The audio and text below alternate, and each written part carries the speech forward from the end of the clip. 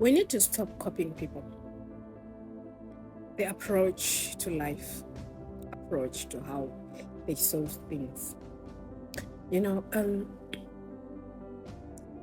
Revelations sometimes are personal. And in as much as that revelation was personal to you, sometimes it might not make sense when you explain it to somebody else. See, there are some things that the Lord might have communicated to you personally when it came to some situation. Maybe you were seeking for his guidance and all of that, right? And then he instructs you to do something. But when you bring that same way, those same instructions, that same approach to an exact thing that is happening to somebody else, it may not work. Why? Because that was personal to you. That solution was personal to you. The instructions were personal to you. Let's stop this thing of saying just simply because, it may not make sense to you because it was personal to me. The Lord might have instructed me to, not to do some certain things.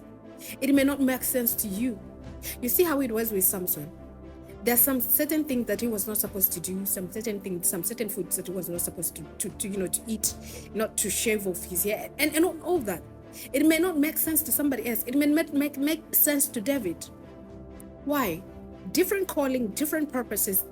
Everything was different. So how? Why are we in this generation or this era? I don't know. Why do we want to make things equal? Tell me, why do you want my personal revelation to make sense to you? The only thing that I can do is to tell it to you and pray and hope that God gives you the understanding of that thing, of that revelation that I've told you. But that does not mean that I am wrong. It doesn't mean that I didn't hear from God. It simply means it was personal to me, not to you. It may not make sense, yes. Sometimes it's not even supposed to make sense to somebody else but you. But you are forcing it to make sense to somebody else. And that is where this thing comes from, where we tend to over-explain things to people so that we make sense, to over-explain things to people so that they understand where we're coming from.